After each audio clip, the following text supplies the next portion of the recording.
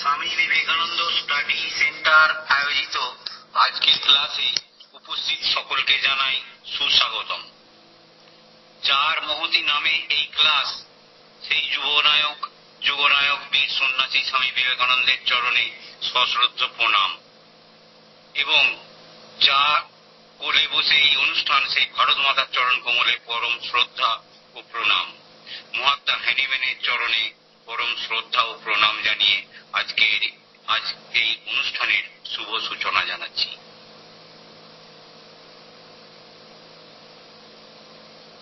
বক্তা এই স্টাডি সেন্টারের শিক্ষাচার্য, প্রাজ্ঞ, অনুভূমি বিশিষ্ট চিন্তনশীল হোমিওপ্যাথিক চিকিৎসক শ্রদ্ধেয় ডাক্তার আশিস কুমার মন্ডল, যার কাছ থেকে অনেক কম বয়স থেকেই অর্গানন মেডিসিন, হোমিওপ্যাথিক ফিলোসফি, ভারতীয় দর্শন শিখছি। আমাদের অনুরোধে তিনি এখন মেডিয়ামেডিকার আলোচনা শুরু করেছেন। তিনি বেশ কিছু সংখ্যক বইও লিখেছেন। আমাদের এই স্বামী বিবেকানন্দ স্টাডি সেন্টারের এক এবং একমাত্র উদ্দেশ্য হচ্ছে চিকিৎসকদেরকে বিশুদ্ধ চিকিৎসক নির্মাণ এবং চিকিৎসকদের নির্ভীক ও আত্মপ্রত্যয়ী হন, এই আকাঙ্ক্ষা চিকিৎসকদের প্রতি। সেই হিসেবে স্বামী বিবেকানন্দ স্টাডি সেন্টার এক মহান দায়িত্ব পালন করে চলেছে। চিকিৎসা ক্ষেত্রে শুধুমাত্র লক্ষণের উপশম নয়, কি করে রোগীর ধাতুগত পরিবর্তন আনা যায় যাতে ভবিষ্যতে রোগীটি দুরারোগ্য রোগের শিকার না হয় বা রোগীর কষ্টগুলি সরল হতে পারে। আর এজন্য প্রয়োজন ঔষধগুলির গভীর ও সামগ্রিক অধ্যয়ন ও পর্যবেক্ষণ। আমাদের আচার্য তার গভীর অধ্যয়নশীলতা, সূক্ষ্ম পর্যবেক্ষণ শক্তি ও বহু রোগীর আরোগ্যের অভিজ্ঞতা লব্ধ প্রজ্ঞা থেকে বহু ব্যবহারশীল বা পলিক্রেস্ট রেমেডিগুলো অর্থাৎ সুগভীর কার্যকরী ঔষধগুলির সুস্পষ্ট চিত্র আমাদের সামনে তুলে ধরছেন, যাতে আমাদের অন্তঃকরণে ঔষধের সঠিক ও যথাযথ ছাপ পড়ে। আগে অ্যান্টিসাইকোটিক 3টে ঔষধ বর্ণনা করা হয়েছে, আজ থেকে শুরু হচ্ছে অ্যান্টিসিপিলিটিক ঔষধ। আজকের আলোচ্য ঔষধ মাক্সল, আধুনিক আঙ্গিকে। আপনাদের সকল চিকিৎসকদের অধিক উপস্থিতি, আচার্য প্রদর্শিত পথে ঔষধগুলি প্রয়োগের অনুরোধ জানাই, যাতে মানব সমাজের দুঃখ লাঘব হয়। এখন আলোচ্য বিষয় মাক্সল, এ মডার্ন ভার্সন। বক্তা শ্রদ্ধেয় ডাক্তার আশিস কুমার মন্ডল মহাশয়। এখন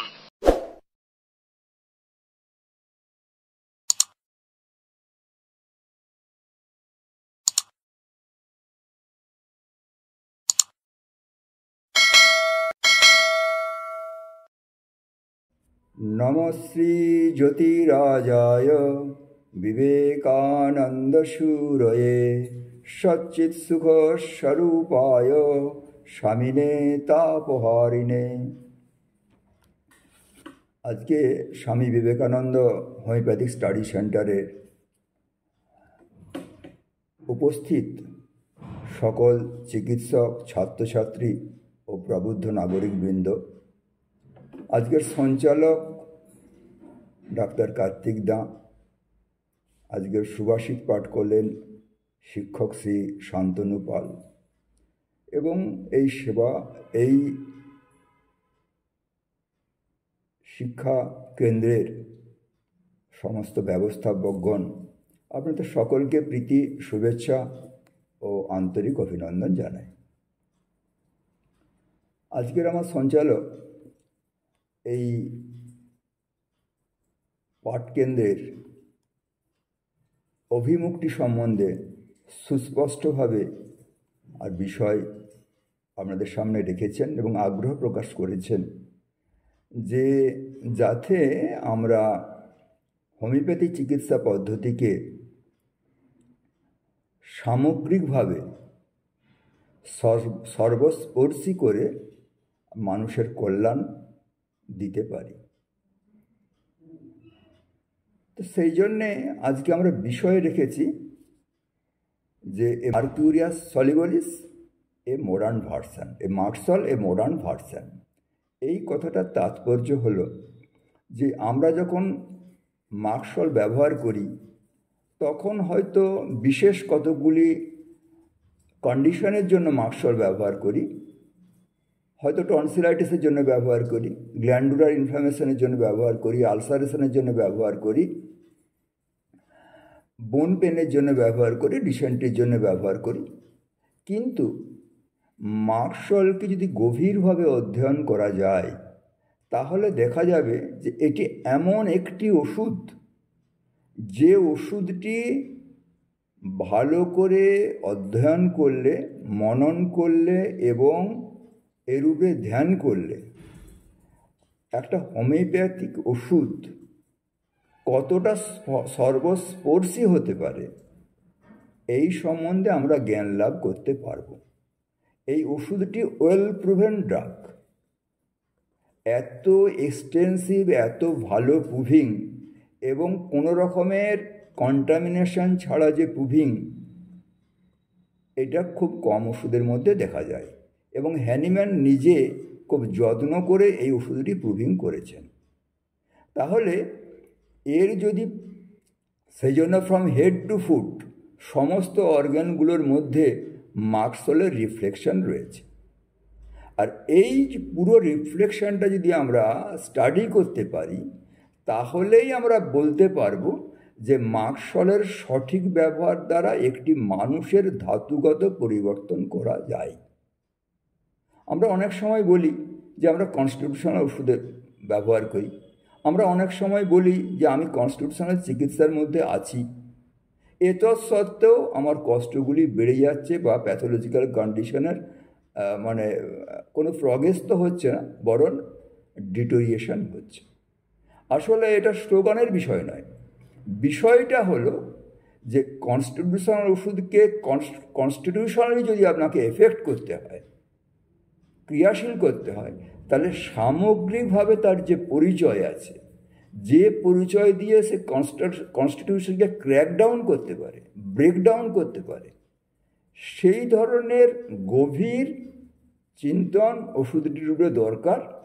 এবং সেই গভীর চিন্তনের পরে ওষুধটি প্রয়োগ করার পরেতে যে আরোগ্য সিদ্ধি আসবে তার অভিজ্ঞতা দিয়েই ওষুধটি যদি ব্যবহার করা যায় ক্রমশ, তবেই কিন্তু আমরা এটাকে কনস্টিটিউশনাল ওষুধ হিসাবে, অ্যান্টিমায়োজমেটিক ওষুধ হিসাবে ব্যবহার করতে পারবো।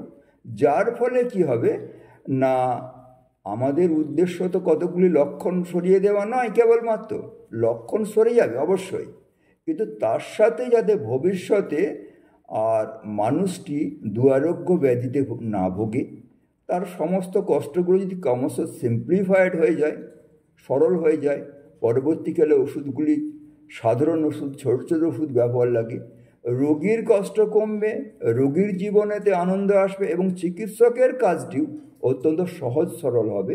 এই দৃষ্টিকোণ থেকে আর এই স্টাডি সেন্টার চাই যে প্রত্যেকটি ওষুধ এরকমভাবে ব্যবহার করা হোক, তবেই কিন্তু মানে যে মায়োজমেটিক ডিসক্রেসিয়া, যাকে আপনারা কনস্টিটিউশন বলুন, সেইটার পরিবর্তন হবে। এবং এইটি একমাত্র লক্ষ্য, এইটি হোমিওপ্যাথির ঐশ্বর্যই বলুন, এইটি হোমিওপ্যাথির মাধুর্যই বলুন। আর অন্য কোনো চিকিৎসা পদ্ধতি এই মাধুর্যতা প্রদান করতে পারে না। সেই কারণের জন্যই আর আজকে আমরা এই বিষয় রাখব। প্রথমে বলি যে এই যে মার্কসল বা মার্কারি মানে পারদ, এইটির ব্যবহার সুপ্রাচীনকাল থেকেই ভারতবর্ষে আয়ুর্বেদ শাস্ত্রে ব্যবহার হচ্ছে। এখন এই কথা বলার তাৎপর্য হলো যে এটি যে একটি ভালো ঔষধ মানুষের আরোগ্য তৈরি করতে পারে তার নিদর্শন প্রাচীন আয়ুর্বেদ শাস্ত্রে রয়েছে। প্রাচীন আয়ুর্বেদ শাস্ত্রে, বিশেষ করে চরক সংহিতাতে আমরা যে হোমিওপ্যাথির যে সদৃশ বিধানের যে নীতি বলি, সেই স্বদেশ বিধানের নীতিরও উল্লেখ আছে এবং এই পারদের ব্যবহারও উল্লেখ আছে। তো সেই সময়তে হোমিওপ্যাথির সূক্ষ্ম পদ্ধতি অনুসারে বা স্বদেশ বিধান অনুসারে কতটা ব্যবহার হতো সেই সম্বন্ধে ইতিহাসবিদরা পরে হয়তো গবেষণা করে আরও প্রকট করতে পারবেন। যেমন করে doctor Saratchandra Ghosh drugs of হিন্দুস্তানেতে কিছু ফোকাস করেছে। কিন্তু এই যে আমরা জানতে পাচ্ছি যে এটা পারদের ব্যবহার আয়ুর্বেদ বিজ্ঞানেতে ছিল, এর দ্বারাই আমরা অনেক বিষয় পারদ সম্বন্ধে মানে এই মার্কারি সম্বন্ধে আমরা অভিজ্ঞান লাভ করতে পারি। মকরধ্বজ নাম দিয়ে আর পারদের একটি মিশ্রণ আয়ুর্বেদ শাস্ত্রে ব্যবহার করা হতো। সিনাবেরিস নামে হতে এটি ব্যবহার করা হতো।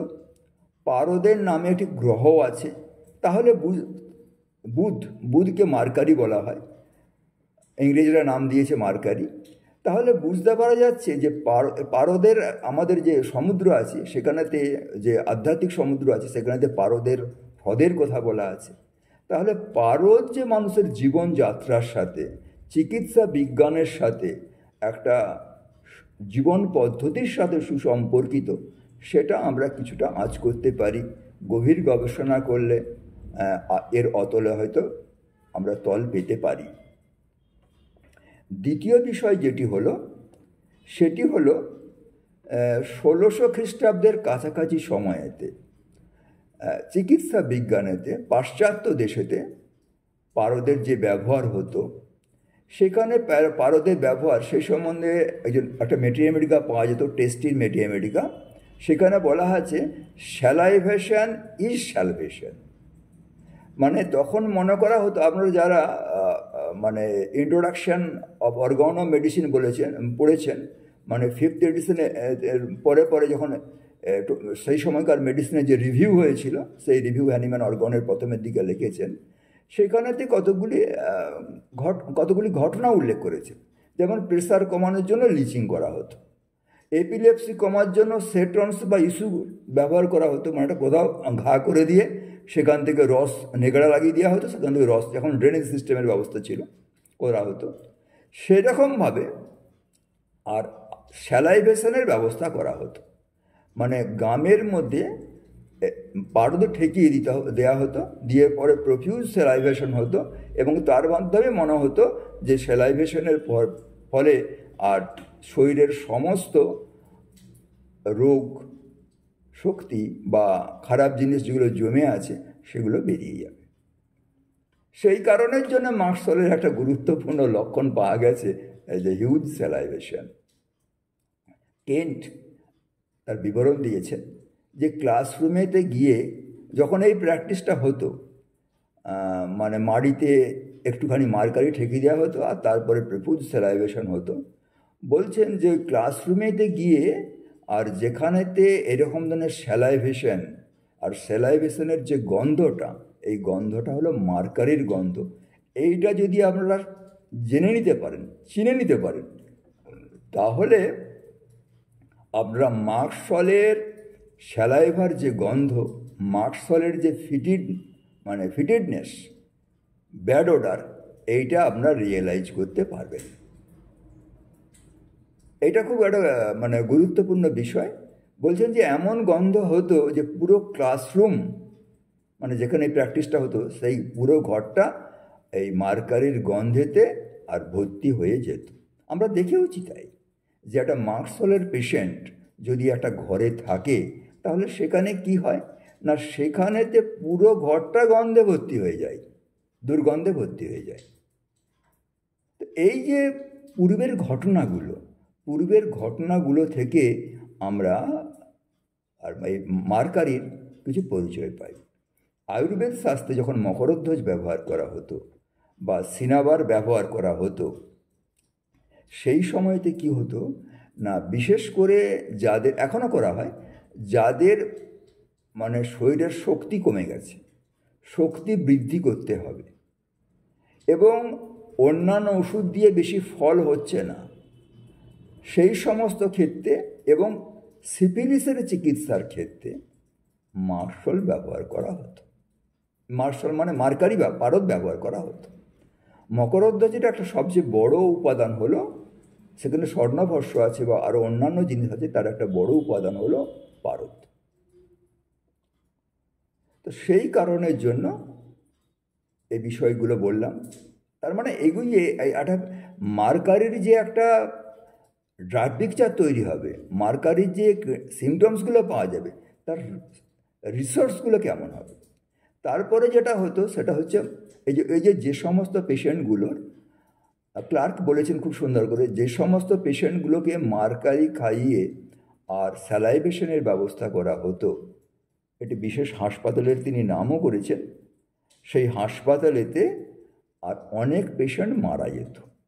আর সেই সিমটমসগুলোকে নোট ডাউন করার চেষ্টা করা হতো। এগুলো সব মার্কারির প্যাথোজেনেসিস। আবার অনেক সময় আপনারা যারা জুরিসপ্রুডেন্স পড়েছেন তারা দেখেছেন যে অনেক মানুষকে এই মার্কারি পারদ প্রয়োগ করে, পারদরূপ বিষ প্রয়োগ করে তার মৃত্যু নিশ্চিত করার চেষ্টা করা হতো। আমরা ছোটোবেলায় শুনেছি যে পারদ খাইয়ে দেওয়া হতো। পারদ খাইয়ে দিলে, আর পারদের একটা গুণ আছে, পারদ চাপা থাকে না, অ্যাসিমিলেট হয় না, এত হেভি মেটাল। সে কি করে না, সারা গায়েতে বিভিন্ন ধরনের স্কিন ইরাপশন বা স্কিন ডিজিজ তৈরি করে। এই পারদের একটা নাম হলো হাইড্রা রিজরাম। হাইড্রো মানে হলো জল, আর আরজিরস মানে হলো রূপা। অনেক প্রথমের দিকে এটা মনে করা হতো যে এইটা বোধহয় লিকুইড রূপা, তরল রূপা। পরবর্তীকালে এর রসায়ন বিজ্ঞানীরা চিন্তা ভাবনা করে, আমাদের বিশেষ করে যারা ভারতীয় রসায়নবিদ ছিলেন সুপ্রাচীনকালে, তারা এটা প্রথম থেকেই বলেছে যে এটা একটা আলাদা ভারী ধাতু। আর একটা পিকুলারিটি আছে, সেই পিকুলারিটিটা হলো যে এটা না তরল না কঠিন পদার্থ।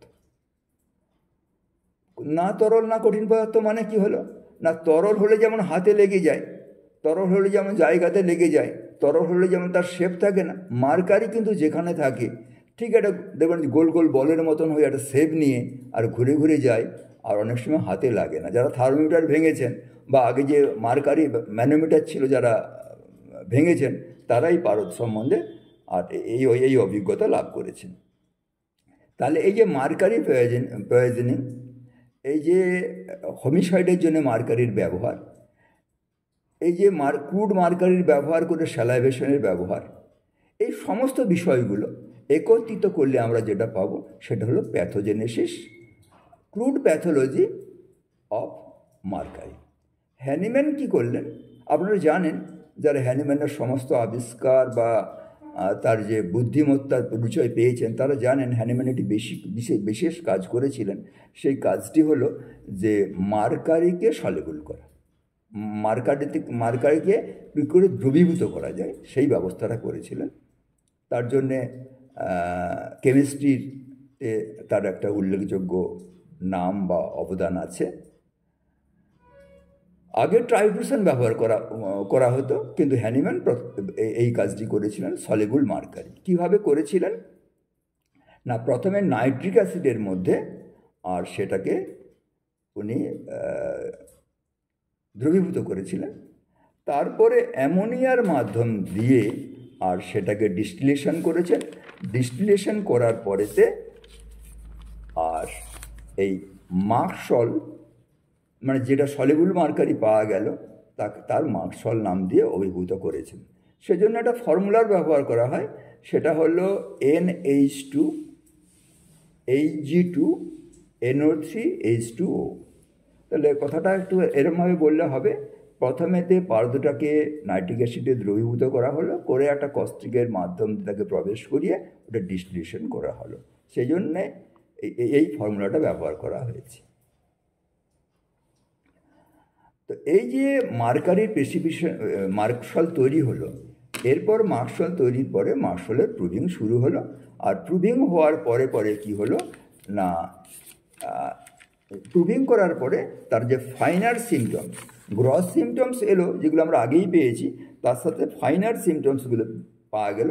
এই ফাইনার সিমটমসগুলো পাওয়ার ফলেতে কি হলো না, এর যে holistic approach, homeopathic approach, curative approach, এই অ্যাপ্রোচের দিকে এই ওষুধটি ব্যবহার করার পক্ষে আমাদের কাছে একটা সুদৃশ্য ড্রাগ পিকচার আমাদের কাছে পাওয়া গেল।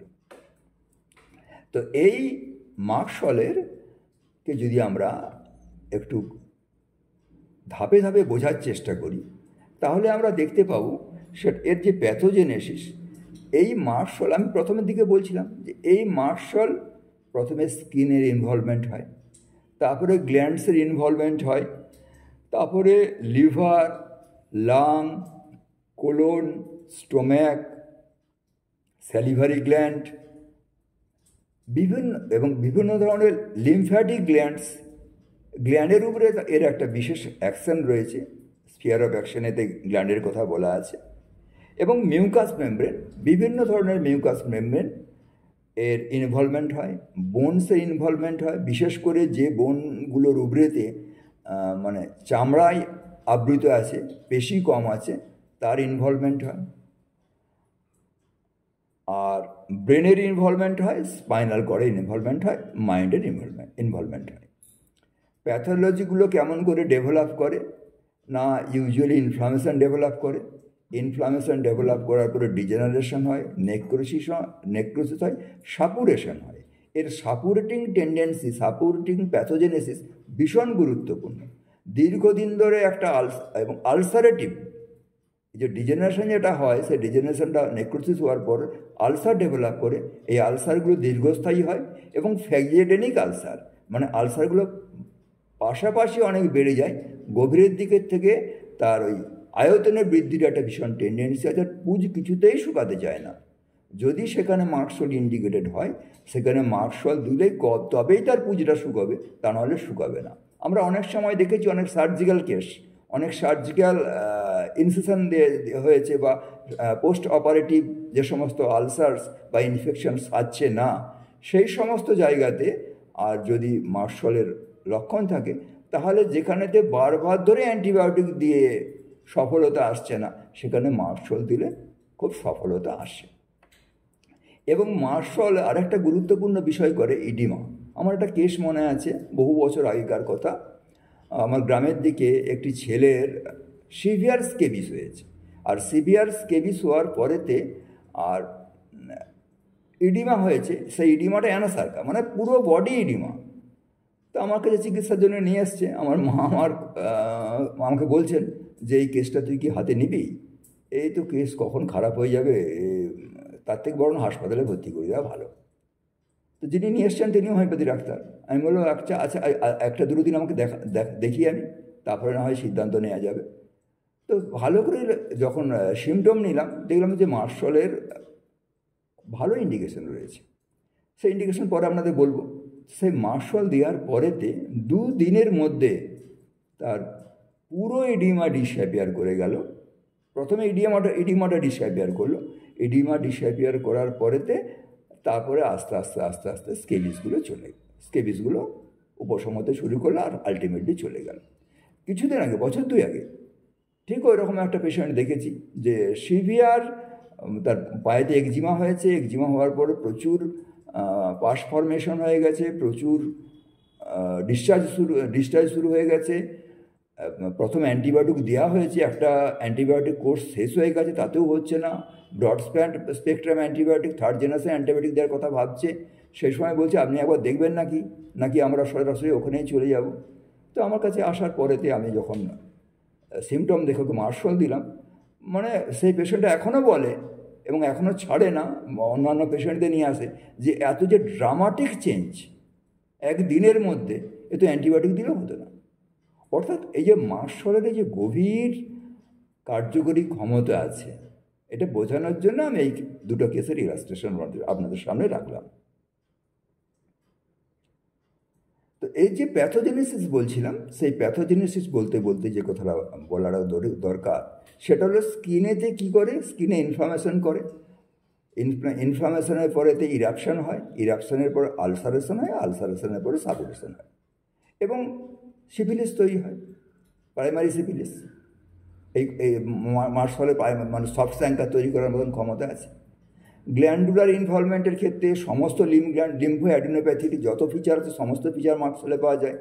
টনসিলাইটিস আপনারা হামেশাই দেখে থাকেন, টনসিলাইটিসের কষ্ট রয়েছে, নেক গ্ল্যান্ড ইনভলভমেন্টের কষ্ট রয়েছে, ইন্টারনাল অর্গানেতে যে সমস্ত গ্ল্যান্ডগুলো রয়েছে, স্যালিভারি গ্ল্যান্ড রয়েছে, সমস্ত গ্ল্যান্ড ইনভলভমেন্ট হয়ে যায় এবং সেখানের থেকে সবসময় ডিসচার্জ শুরু হয়। Usually always green discharge, very offensive discharge, putrid discharge, এই সমস্ত কথা বলা আছে। আর লিভারেতে সাধারণত inflammation, cirrhosis of the liver এবং লিভার ক্যান্সার। কেন্ট দু একটি কেস বলেছেন যে লিভার ক্যান্সারেতে, আর এটা খুব যদি সঠিকভাবে মার্শাল ইন্ডিকেটেড হয়, লিভার ক্যান্সারেতে খুব গুরুত্বপূর্ণ ভূমিকা নিতে পারে, এমনকি ব্রেস্ট ক্যান্সারে পর্যন্ত এই ওষুধটি খুব এফিকেসিয়াস হতে পারে যদি সেখানেতে সাপুরেশন থাকে, যদি সেখানে আলসারেশন থাকে, যদি সেখানে সেই পেনটা নাইট অ্যাগ্রাভেশন থাকে, তার পার্টিসিপেশন থাকে। পরে আমরা এই সমস্ত সিমটমগুলো আসবো, এই সমস্ত বিষয়গুলো তৈরি হয়। তারপরে স্পাইনাল কর্ডের ভীষণভাবে ইনভলভমেন্ট হয়। স্পাইনাল কর্ডের ইনভলভমেন্টের জন্য সমস্ত স্টলওয়ার্ডার, হোমিওপ্যাথিক স্টলওয়ার্ডার যারা মেডিকেল লিখেছেন তারা বলেছেন যে প্যারালাইসিস অ্যাজিস্ট্যান্স তৈরি করে, অর্থাৎ পার্কিনসন ডিসঅর্ডার তৈরি করে। আর এই কারণের জন্য প্রথম যখন মানে পার্কিনসন ডিসঅর্ডার এস্টাবলিশড হয়নি, ডোপামিনের ডেফিসিয়েন্সি যখন ডিটেক্টেড হয়নি, তার আগেতেই বোঝা যাচ্ছে যে এই পেশেন্ট সাধারণত ভীষণ উইক হয় এবং ট্রেমলিং হয়। বিশেষ করে প্রথমে হাতটা কাঁপতে থাকে, শুধু আঙুলগুলো কাঁপতে থাকে যে কোনো জিনিস ধরতে গেলে। এই ট্রেমলিং ক্রমশ বাড়তে বাড়তে, আর তার মধ্যে ফেস্টিনিয়ান গেট, পার্কিনসন ডিজিজের যে symptom, festinant gait, forward bending, trembling, এই সমস্তগুলো পরপর আসে। তার মানে এটা খুব একটা, আজকালকার দিনে দেখবেন যে কিন্তু পার্কিনসন ডিসঅর্ডার ভীষণভাবে বাড়ছে এবং সেখানেতে যদি প্রাথমিকভাবে প্রথমের দিকে যদি মার্কারির কোনো ইন্ডিকেশন পাওয়া যায় তাহলে কিন্তু এটাকে আটকানো যাবে। আর আলটিমেটলি তারপরে যেটা হয় সেটা হলো যে ব্রেনের যে ইনভলভমেন্ট। তার মানে ব্যাপারটা কী হলো যে প্রাইমারি সিফিলিস সফট স্যাঙ্কার তৈরি করার ক্ষমতাই রয়েছে, সেকেন্ডারি সিফিলিসেতে আর সমস্ত ভাইটাল অর্গ্যানগুলোকে, বোনসগুলোকে, গ্ল্যান্ডসগুলোকে ইনভলভমেন্ট করার ক্ষমতা রয়েছে। আর টার্সিয়ারি সিফিলিসেতে যেখানে জেনারেল প্যারালাইসিস অফ ইনসানিটি হয়, যেখানে স্পাইনাল কর্ড ইনভলভমেন্ট হয়, ব্রেন ইনভলভমেন্ট হয়, এখানে এপিলেপসি পর্যন্ত হয়। আর এখানেতে আলটিমেট যেটা হয় ব্রেনেতে মেন্টাল সিমটমের মধ্যে যেতে যেতে, সেটা হচ্ছে ইম্বেসিলিটি। বলছে এটা ইনসানিটি নয়, ইম্বেসিলিটি। সে আর কিছুই রিসিভ করতে পারছে না, তার সেন্সিটিভ মানে বাইরের দিকে নানান বিষয়ে তার সেন্সিটিভিটি, কিন্তু তার ব্রেনেতে যদি কোনো কিছু ঢোকে, সেই ঢুকলে তার কি রিয়াক্ট, বোকা বোকা ভাব, বোকা বোকা হাসি, বোকা বোকাভাবে তাকিয়ে থাকে। এই সমস্ত প্যাথোজেনেসিসগুলো এর মধ্যে ডেভেলপ করে, মানে মেন্টাল রিটার্ডেশন থেকে তার ইম্বেসিলিটি, এইটা দেখতে পাওয়া যায়। এবং আরেকটা গুরুত্বপূর্ণ বিষয় সেটা হলো যে সিভিয়ার অ্যানিমিয়া তৈরি করে, ঠিক সাইকোসিসের মতন, রিউমাটিজম তৈরি করে। যদি আমরা প্রাথমিকভাবে কেন্টের মেডিকা পড়েন তাহলে দেখলে মনে হবে এত রিউমাটিজমের কথা বলা আছে, তাহলে মনে হবে যে এটা তো অ্যান্টিসাইকোটিক ড্রাগ। হ্যাঁ, ইয়েস, এর যে রিউমাটিজমের যে প্যাটার্নগুলো সেটা কিন্তু সাইকোসিসকেও কভার করে, কিন্তু এর যে মোডালিটি বা অন্যান্য যে ফাইনাল সিমটমসগুলো সেগুলো আর সিফিলিসকে বেশি করে, এর যে প্যাথোজেনোলজি সেটা এখানেতে কী হয়, গ্র্যানুলেশন কম, এখানে ইনডিউরেশন বেশি। যদি আলসারগুলো স্টাডি করা যায়, যদি ক্যান্সারগুলো বা অ্যাবসেসগুলো বা বয়েলসগুলো স্টাডি করা যায়, তাহলে সেখানে দেখা যাবে যে একটা, আর ইউজুয়ালি প্রথমের দিকে পেন কম থাকে, আর গ্র্যাজুয়ালি যত বাড়তে থাকে তত পেন বেশি হয়, সাপুরেশন বেশি হয়, ডিসচার্জ বেশি হয়, আর সহজে আলসারেশনটা হিল আপ করতে চায় না। তো এইগুলো এর হলো মোটামুটি প্যাথোলজিক্যাল বা প্যাথোজেনেটিক অ্যাসপেক্ট। এই প্যাথোজেনেটিক অ্যাসপেক্ট বা আমরা যদি প্যাথোলজিটা যেটা বললাম, এইটা বুঝতে না পারলে মার্শালের যে ডেপথনেস, মার্শালের যে স্ফিয়ার অফ অ্যাকশন, মার্শাল যে একটা কনস্টিটিউশনকে কীভাবে পরিবর্তন করতে পারে, কত গভীরভাবে পরিবর্তন করতে পারে, কত কঠিন রোগগুলিকে বারিত করতে পারে, এইটা বুঝতে পারা যাবে না। শুধুমাত্র ফাইনাল সিমটমস থেকে বোঝা যাবে না। ফাইনাল সিমটমস পেলাম, 2-4টে জায়গাতে দেখলাম, দেখে দিয়ে দিলাম, কমে গেল, সেরে গেল, কিন্তু অ্যাকচুয়ালি এ কতটা গভীরে যেতে পারে এই বোধটা যদি জানতে হয়, তাহলে সেই জন্যই আমরা নাম দিয়েছি যে মার্কসল এ মডার্ন ভার্সন। সমস্ত অ্যাসপেক্ট থেকে এটা বিচার করতে হবে, বিচার করে বর্তমানকালের উপযোগী করে বর্তমানকালের যে প্যাথোলজিক্যাল স্ট্যাটাস, সেই স্ট্যাটাস অনুসারে প্রয়োগ করতে হবে। তবে তো আমরা কমপ্লিট করতে পারবো, তবে তো আমরা স্পেস পাবো, নাহলে তো আমরা স্পেস পাবো না। তো এরপরে যেটা দরকার সেটা হলো যে এই প্যাথোলজি আরও অনেক জায়গাতে অনেক বিষয়েতে হতে পারে, কিন্তু এটা যে মার্শালের প্যাথোলজি, এইটা কী করে বুঝবো না? এইটা বোঝার জন্য আমাদের ফাইনাল ইন্ডিকেশনগুলোকে জানতে হবে, যেগুলো ইন্ডিভিজুয়ালিস্টিক ফিচার, যেগুলো আইডেন্টিফাইং ফিচার, যেগুলো হোমিওপ্যাথির একটা বিশেষত্ব। হোমিওপ্যাথি তো রুটিন ড্রাগ ব্যবহার করে না, ন্যাচারালি সেই কারণের জন্য। আর এই ফাইনাল সিমটমসগুলোর সাথে ওয়াকিবহাল হতে হবে, এবং হ্যানিম্যান তার জন্যেই অত্যন্ত যত্নের সাথে এই ড্রাগটি প্রুভিং করেছিলেন, যাতে করে ফাইনাল সিমটমসগুলি আমাদের কাছে ভালো করে উপস্থাপন হতে পারে। তো প্রথমের পরিচয়টা কি না? ব্যারোমিটার, এটি হলো হিউম্যান ব্যারোমিটার। মার্কারি কোথায় ব্যবহার করা হয়? মার্কারি থার্মোমিটারে ব্যবহার করা হয়, মার্কারি ম্যানোমিটারে ব্যবহার করা হয়। তার কারণটা হলো যে মার্কারি অত্যন্ত সুবেদী, যে কোনো রকমের টেম্পারেচারের বা প্রেশারের পরিবর্তনের সাথে সাথে এর সঙ্গে সঙ্গে এর মধ্যে পরিবর্তন দেখতে পাওয়া যায়। সেই কারণের জন্যই আর এই থার্মোমিটার মানে থার্মাল চেঞ্জের সাথে এ ভীষণ সেন্সিটিভ, সেই জন্য এটিকে এই পারদটা ব্যবহার করে। সেই জন্যই প্রথমেই হোমিওপ্যাথি স্টলওয়ার্ডরা বলতে শুরু করলেন যে মার্কারির প্রথম এবং প্রধান পরিচয় হলো a human thermometer. Marksall patient is sensitive to all atmospheric changes. He is sensitive to cold, he is sensitive to warm, he is sensitive to changes of different atmospheric electrical changes.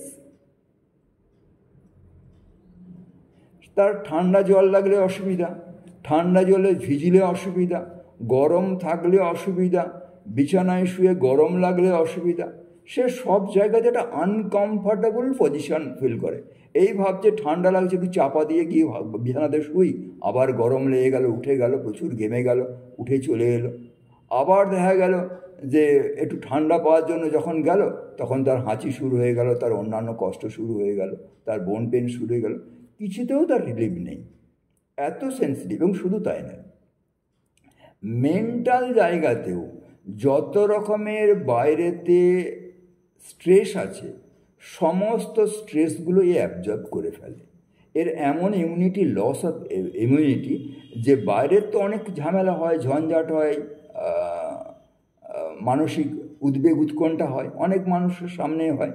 তো এগুলো সবাইকে তো in fact করে না, সবার তো অসুস্থতা তৈরি হয় না, কিন্তু মার্শালের পেশেন্টে দেখা যাবে যে এত সেন্সিটিভ, সবগুলো নিজের মধ্যে অ্যাবজর্ব করে নেয়, আর অ্যাবজর্ব হয়ে যাওয়ার পরেতে তার ভ্যারাইটিস অফ সিমটমস, অ্যাঙ্গার থেকে ডিসেন্ট্রি তৈরি হয়ে গেল, সে তার একটা ভীষণ গ্রিফ হলো, গ্রিফ থেকে তার ভাইটাল অর্গানে একটা ডিরেজমেন্ট তৈরি হয়ে গেল, তার ভয় ডেভেলপ করতে শুরু করে।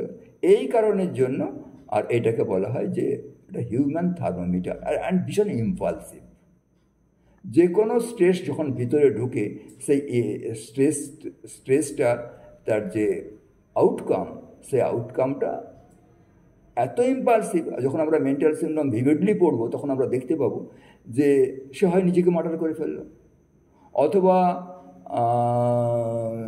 নিজে সুইসাইড করে ফেললো, অথবা সামনের জনকে সে মার্ডারই করে ফেললো। ভীষণ ডিস্ট্রাকটিভ হয় এই ইম্পালসিভ হওয়ার কারণের জন্য। দ্বিতীয় বিষয় যেটা হলো সেটা হলো যেটা মার্কারের ক্রুড প্যাথোলজিতেই পাওয়া যায়, সেটা হচ্ছে স্যালাইভেশন।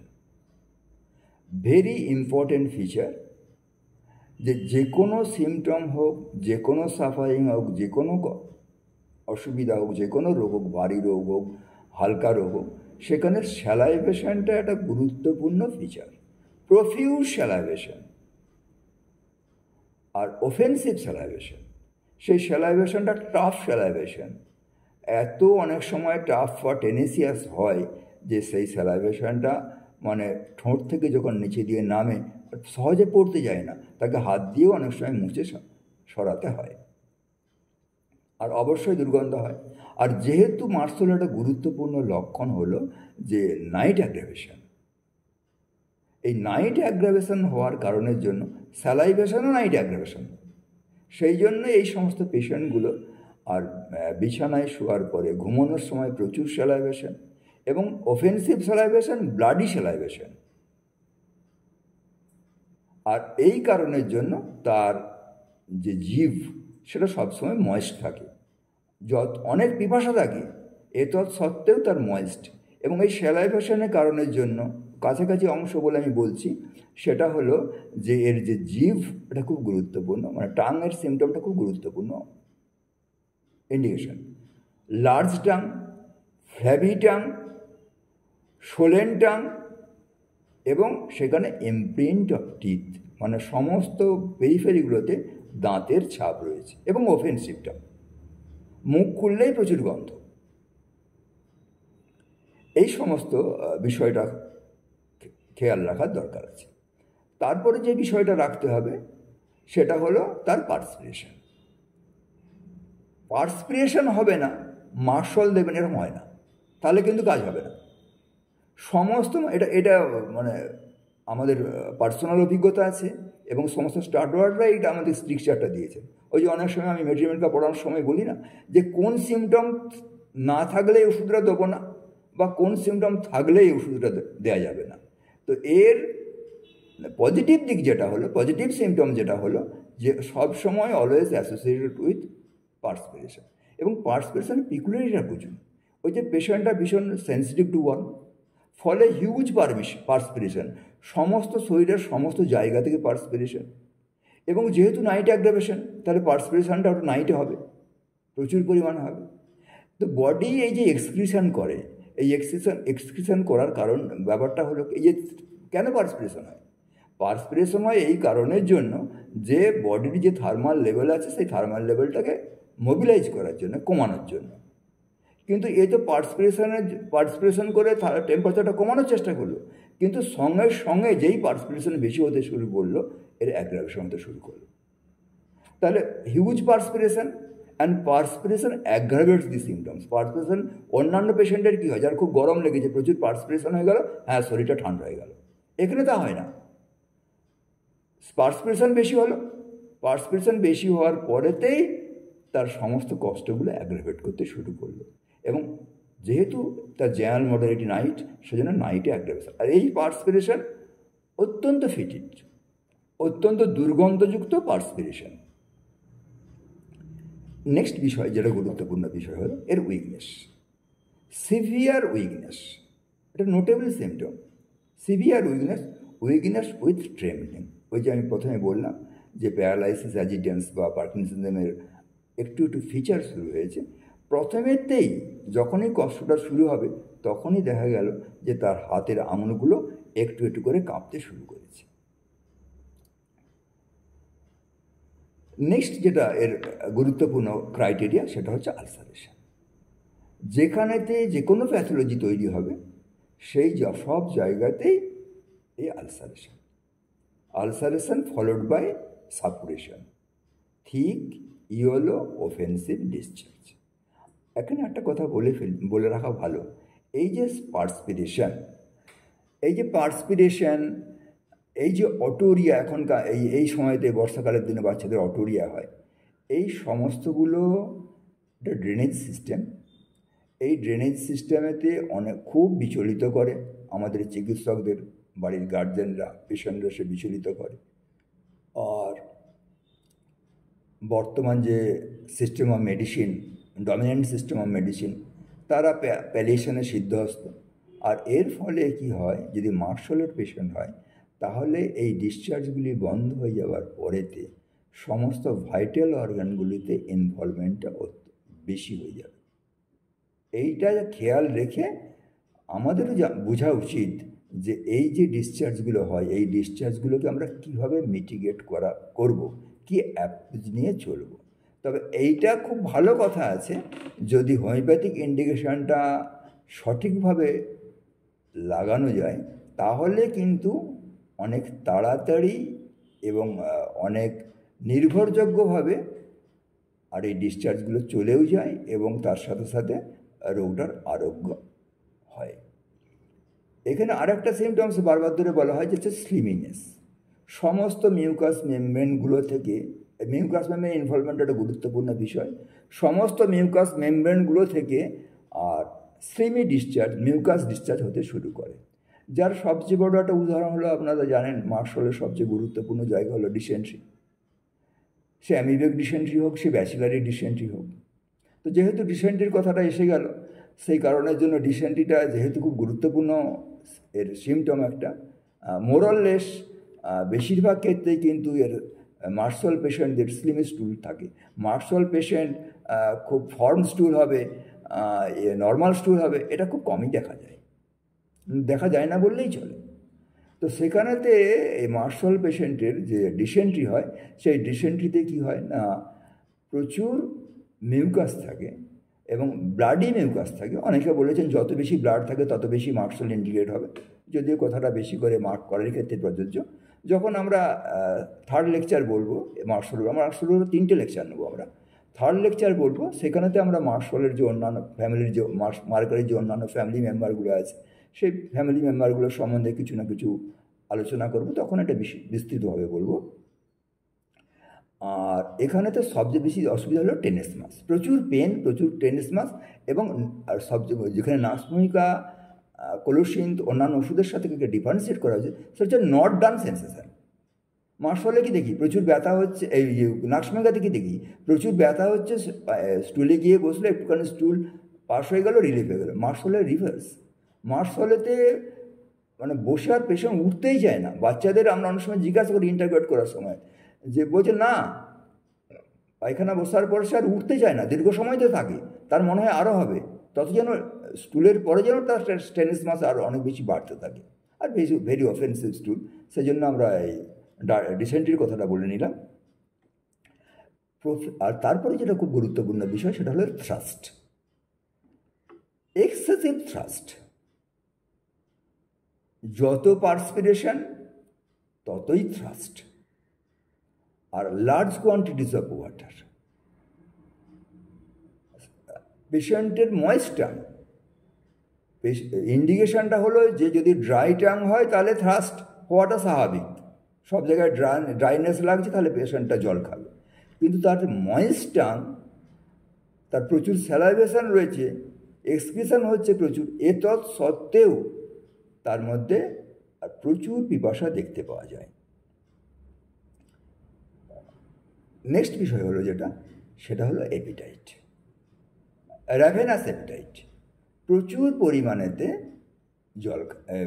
মানে প্রচুর পরিমাণে খাবার গ্রহণ করে। যেহেতু অ্যাপিটাইটের কথা এলো, তাহলে অ্যাপিটাইটের কথা বলতে বলতে ডিজায়ারের কথা বলতে হয়। ডিজায়ার হলো এ সাধারণত মিল্ক পছন্দ করে, ব্রেড অ্যান্ড বাটার, কেন্ডার বাটার দেখেন সেখানে লেখা আছে যে ব্রেড অ্যান্ড বাটার এর খুব ফেভারিট। কিন্তু এর সমস্যা হলো মিল্কতে এর অ্যাগ্রাভেশন হয়, এবং অনেক সময়তে কী হয়, সুইটেও ভীষণ অ্যাগ্রাভেশন হয়, মানে কষ্টের বৃদ্ধি হয়। নেক্সট যেটা গুরুত্বপূর্ণ বিষয় সেটা হলো যে এর এত বেশি মানে ক্রনিক পেশেন্টগুলোর ক্ষেত্রে যেমন গ্যান্ডুলার ইনভলভমেন্ট একটা গুরুত্বপূর্ণ বিষয়, তার সঙ্গে একটা গুরুত্বপূর্ণ বিষয় হলো যে রিউমেটিজম। আর রিউমেটিজম ইউজুয়ালি অ্যাট নাইট, সেজন্য অনেক সময় বলা হয় যে সানসেট টু সানরাইজের অ্যাগ্রাভেশন, আর বিছানায় শুলে অ্যাগ্রাভেশন, জেনারেল অ্যাগ্রাভেশন। আর যে সমস্ত জায়গাগুলো স্কিন দিয়ে কভার আছে, মাংসপেশি কম আছে, সেই জায়গাগুলোতে ভীষণ পেন, আর কোনো বিষয়তে কোনো জায়গাতে তার সে কমফোর্ট ফিল করে না। এইগুলো হলো মানে জেনারেলিটিস অফ মার্শাল। তার সঙ্গে তার যে মেন্টাল সিমটম, আজকে আমরা বেসিক্যালি মার্শালের প্যাথোজেনেসিস বা প্যাথোলজি বলেছি, আর কিছু ক্যারেক্টারিস্টিক সিমটমস বলেই আজকে আমরা এখানেতে ইতি টানবো। এর পরের দিনে আমরা প্রত্যেকটি সিস্টেম ধরে ধরে আরও থ্রেড বেয়ার ডিসকাশন, আরও গভীর যে প্যাথোজেনেসিস এবং বিশেষ করে ডাইনামিক প্যাথোলজিক্যাল যে ফিচার আছে সেই বিষয়গুলো বলবো। তো এখানে মেন্টাল সিমটমস বলতে গেলে প্রথমেই যেটা বলতে হয়, সেই প্রথম ব্যাপারটাই হলো যে স্লোনেস, ভেরি স্লো, সমস্ত কাজেতে খুব স্লো। কিন্তু এই স্লোনেসের একটা এক্সপ্রেশন আছে, স্লোনেসের একটা ইম্পালস আছে। সেই ইম্পালসটা হলো এর মধ্যে একটা হেস্টিনেস। প্রত্যেকটা একটা কাজ অনেকক্ষণ ধরে করে, কিন্তু তার আচরণের মধ্যে দেখতে পাওয়া যাবে যে সে ভীষণ বিজি, সে ভীষণ তাড়াহুড়ো করছে, হেস্টি করছে, কিন্তু আলটিমেটলি কাজটা করতে অনেক সময় অতিবাহিত হয়ে গেল। একটা মানুষ নর্মাল যত সময়ে যে কাজটা করে তার থেকে অনেক বেশি সময় এ নিয়ে নেয়। দ্বিতীয় বিষয় হলো বুদ্ধি কম। একে বোঝানো খুব অনেক কঠিন, ইডিয়েট বলা হয়েছে অনেক সময়তে, সহজে বুঝতে যায় না।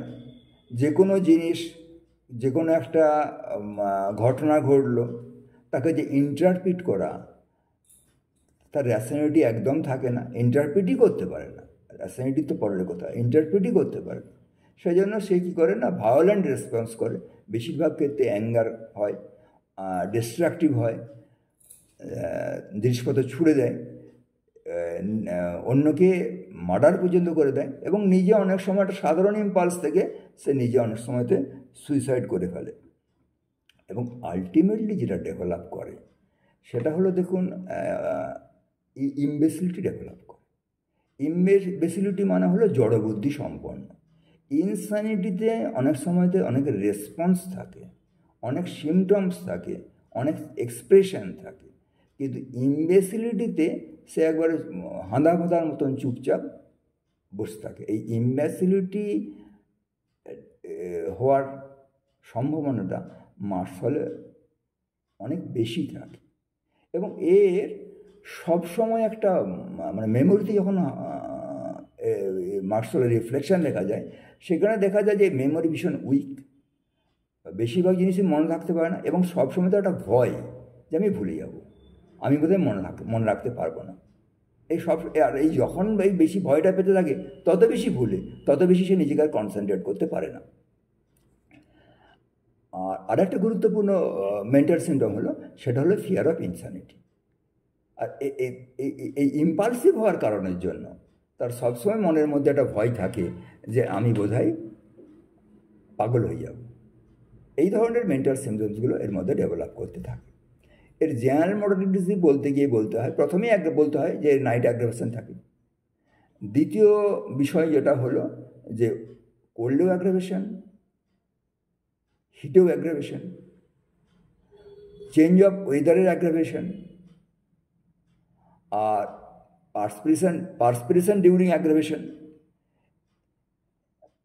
এই সমস্ত মডালিটিগুলো অত্যন্ত গুরুত্বপূর্ণ modality. Varieties of fever, continued fever, intermittent fever, remittent fever, বিভিন্ন ধরনের ফিভারের মধ্যে দেখতে পাওয়া যায়। আর এরপরের দিন আমরা ফিভারের ক্যারেক্টারটা বলবো। আর এর যে পেন হয়, পেনের সাথে একটা গুরুত্বপূর্ণ লক্ষণ হলো মোর the pain more the sweat. যত বেশি ব্যথা তত বেশি ঘাম হবে।